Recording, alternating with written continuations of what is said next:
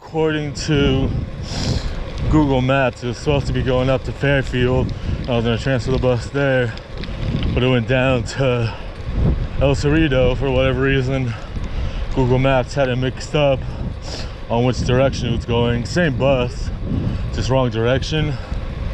So then when I hopped on the bus that just goes from El Cerrito to Fairfield to the transit center and the Amtrak, that ended up being free. And then when I came home, I went to transfer buses to the bus from Fairfield back here that I had a mishap with in the morning. Same route. Their Clipper scanner wasn't working, and I was too lazy to get money out of my wallet. Because I don't know